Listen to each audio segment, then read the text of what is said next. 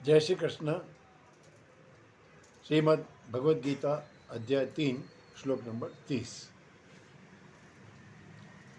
अब तक इस अध्याय में भगवान ने बताया कि कर्तव्य कर्म हमेशा करते रहना चाहिए, कभी छोड़ना नहीं चाहिए।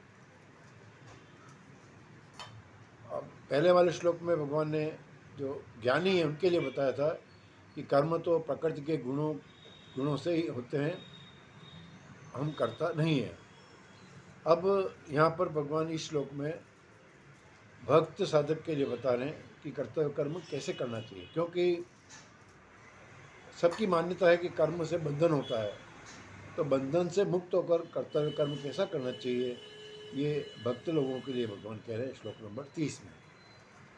मयि सर्वाणि कर्माणि सन्न्यस्याध्यात्मचेतसा निराशीर्निर्ममो भूत्वा युध्यस्व विगतज्वरः। मयि सर्वाणि कर्माणि सन्न्यस्य अध्यात्म चेतसा निराशी ही निर्ममः भूत्वा युद्धस्व विगत ज्वरः।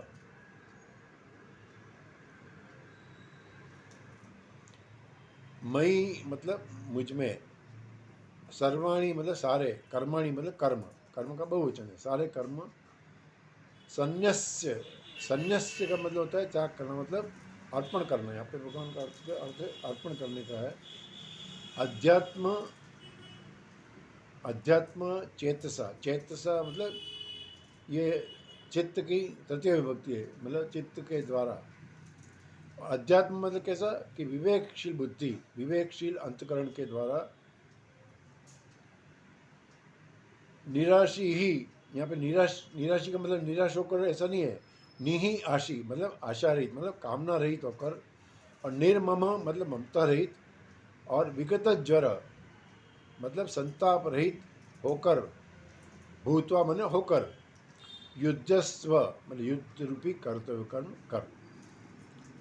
तो इस श्लोक का अनुवाद हुआ कि भगवान अर्जुन कह रहे हैं कि हे अर्जुन, तू विवेकवती बुद्धि के द्वारा संपूर्ण कर्म, कर्तव्य कर्मों को मेरे अर्पण करके कामना, ममता और संताप रहित होकर युद्ध रूप कर्तव्य कर्म को कर। मयि सर्वाणि कर्माणि सन्न्यस्य अध्यात्म चेतसा। प्राय साधक का यह विचार रहता है कि कर्मों से बंधन होता है और कर्म के बिना कोई रह नहीं सकता, यह बात भी है। इसलिए कर्म करने से तो मैं बन जाऊंगा। फिर कर्म किस प्रकार करना चाहिए जिससे कर्म बंधन कारक न हो, प्रत्युत मुक्तिदायक हो जाए। इसके लिए भगवान अर्जुन से कहते हैं कि तू अध्यात्म चित्त अर्थात मतलब विवेक विचार युक्त अंतकरण से संपूर्ण कर्तव्य कर्म को मेरे अर्पण कर दे। अर्थात इनसे अपना कोई संबंध मत मानना। कारण कि क्या एक संसार मात्र की संपूर्ण क्रियाओं में केवल मेरी शक्ति ही काम करती है। शरीर, इंद्रियां, पदार्थ आदि भी मेरे ही हैं।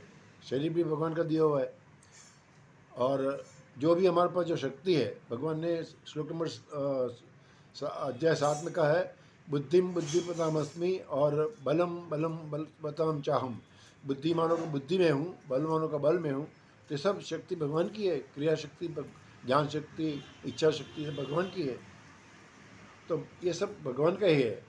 तो इसलिए तू गंभीरतापूर्वक इसका ऐसा विचार करके जब तू कर्तव्य कर्म करेगा तब वे कर्म तेरे को बांधने वाले नहीं होंगे, प्रत्युत उद्धार करने वाले होंगे। अब देखिए, भगवान ने अध्याय 15 में श्लोक नंबर 7 में कहा था, ममे वांशो जीवलोके जीवभूत सनातन मनस्ष्टानि इंद्रियाणि प्रकृति स्थानी कर सकती। तो मैं कहूँ ममे वांशो जीवलोके, भगवान ने कहा कि जो जीव है, सारे मनुष्य जीव है, वो सारे जीव है, वो सब मेरा ही अंश है। मतलब अर्थात ये हुआ कि हम भगवान के ही हैं।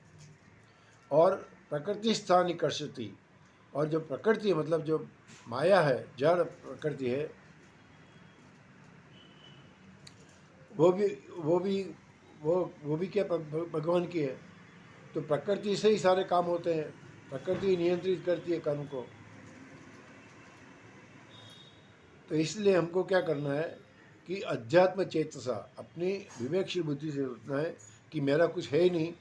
जब मेरा नहीं है तो जैसे अपन को एक आरती में गाते हैं कि तन मन धन सब कुछ है तेरा, तेरा तुझको अर्पण क्या लगे मेरा।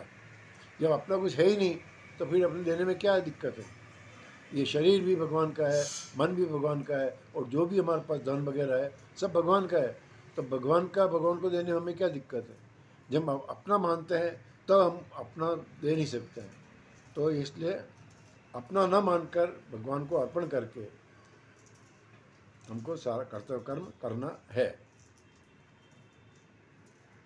इसके लिए एक अच्छा बड़ा प्रसंग है, अच्छा सुंदर, कि एक गांव में एक कंजूस व्यक्ति था, विका जी उसका नाम था। तो क्या सबके वहाँ पर तो मतलब पार्टियों में जाता, खा के आता, तो कभी दूसरों को अपने घर पे कभी बुलाता नहीं था। तो लोग उसको मजाक करते हैं कि भाई तो कभी तो अपने घर पे बुलाओ। तो अंत में परेशान होकर उसने एक दिन सबको अपने घर पे आमंत्रित किया। अब क्या किया, कंजूस था, पैसे तो खर्च करने ही थे। तो उसने अपनी पत्नी को कहा कि भाई ये सारे अच्छे अच्छे जूते चप्पल पहन के आएंगे, तो तुम ऐसा करना उनके सारे जूते चप्पल छुपा देना। और उसने एक अपने जो चोरी का माल बेचने उससे पहले बात कर रखी थी उसने कि भाई ये जूते चप्पल ये खरीद लेगा, हाँ भाई खरीद लेगा एक बार। तो उसने क्या किया कि वो सारे चप्पल बीबी ने छुपा लिए, और फिर उसने सबको आमंत्रित किया था, उनको अच्छा चाय नाश्ता करवाया, सब किया, और उसको उनका हवा करने लगा। तो सब लोग तारीफ करने, हाँ हाँ तो तुमने बहुत अच्छा काम किया है। तो उसने कहा कि थाका थे जिमो विका जीरो वायरो, कि आपका ये मेरा कुछ भी नहीं है, मैं तो खाली हवा कर रहा हूँ। तो लोग समझ नहीं सके, और जब वो नीचे आके देखा सारे चप्पल और जूते गायब हो गए थे। तो कहने का तात्पर्य है कि जब दूसरों का माल देने में आपको आपत्ति नहीं होती है, तो जब हम अपना समझते हैं, शरीर मन बुद्धि अपना धन वन सब अपना समझते के देते हैं, तो अपन दिक्कत होती है। जब भगवान का है तो भगवान का देने में कोई दिक्कत नहीं है। दूसरी बात क्या है कि एक दो चीज़ होती है, एक उद्देश्य होता है, कामना होती है। उद्देश्य होता है हमेशा नित्य वस्तु को पाने का उद्देश्य होता है, और कामना होती है अनित्य वस्तु की प्राप्त करने की। और कामना अनेक अनेक अनंत होती है, और उद्देश्य केवल एक ही होता है। तो हमारा उद्देश्य क्या है, परम की प्राप्ति, परमात्मा की प्राप्ति का उद्देश्य है। तो इस हिसाब से हमें कामना रहित होकर, ममता रहित होकर, और तो तीन चीज़ होती है, एक तो कामना, ममता और संताप। कामना मतलब जो अप्राप्त है उसको पाने की इच्छा होती है, उसको कामना कहते हैं। और ममता क्या है, जो अपना है उसमें आसक्ति रखना, वो ममता कहलाती है। और संताप किसको कहते हैं, कि जो अपना था लेकिन आज नहीं है, अपना खो गया, चला गया, तो उसका संताप रहता है, दुख होता है। तो भगवान ये कहते हैं कि तू अप्राप्त की प्राप्ति की कामना मत कर, और जो अब तेरे पास है उसकी ममता आसक्ति मत रख, और जो खो गया तेरे पास नहीं रहा है उसके तू उसके लिए तू दुख संताप भी मत कर। इसलिए कामना ममता और संताप रहित होकर तू अपना कर्तव्य कर्म कर। भगवान यहाँ पे अर्जुन को युद्धस्व कहते हैं, तो अर्जुन का भी क्षत्रिय है, तो उसका कर्तव्य कर्म है युद्ध करना। तो हम लोग सब साधक हैं, जो भी हमारे कर्तव्य कर्म जब भी जैसे परिस्थिति में जैसा भी कर्तव्य कर्म हमारे सामने आ जाए, उसको हम कामना ममता और संताप रहित होकर भगवान को अर्पण करके, तेरा तुझको अर्पण करके काम करें, निष्काम भाव से काम करें। तो फिर हमें क्या होगा, कर्म से बंधन नहीं होगा, और हमें कर्म से इससे मुक्ति प्राप्त होगी। जय श्री कृष्ण।